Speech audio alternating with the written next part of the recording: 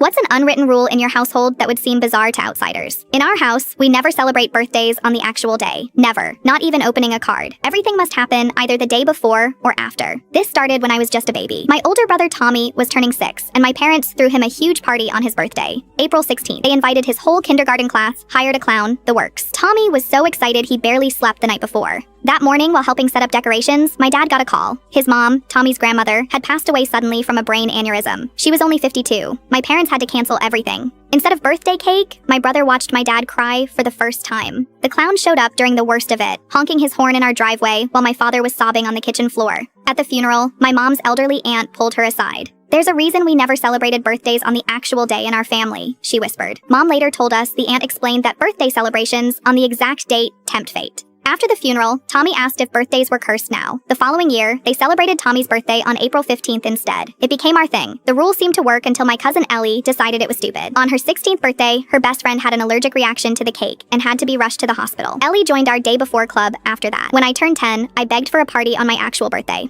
All my friends had theirs on the real day. Mom hesitated, but finally agreed. That morning, our dog Rex got hit by a car. I found him myself, lying in the road. We spent my birthday at the emergency vet watching him die. After that, we became religious about the rule. My dad, originally the skeptic, became its strongest enforcer. He'd mark our calendars with the celebration day in green and the actual birthday in red, like a warning. My sister Rachel was born when I was 12. The doctor wanted to induce labor on March 20th, but that was her actual due date. Mom refused. The doctor thought she was crazy until his equipment malfunctioned on the 20th. Rachel was born safely on the 21st. In high school, I secretly accepted a gift from my boyfriend on my 17th birthday. By afternoon, he was caught cheating with my friend in the band room. Even my dad's job interview got rescheduled from my brother's actual birthday to the day after. The interviewer had an emergency. Dad got the job. In college, my roommate thought our tradition was ridiculous. "It's confirmation bias," she explained. "Bad things happen every day. You just notice them more on birthdays." To prove her point, she organized a surprise gathering on my actual birthday. Within an hour, the sprinklers went off, ruining everyone's laptops and textbooks. Only my stuff survived because I'd kept everything in waterproof bags, a habit from years of birthday paranoia. My roommate became such a believer that she called me years later when her son's birthday party was accidentally scheduled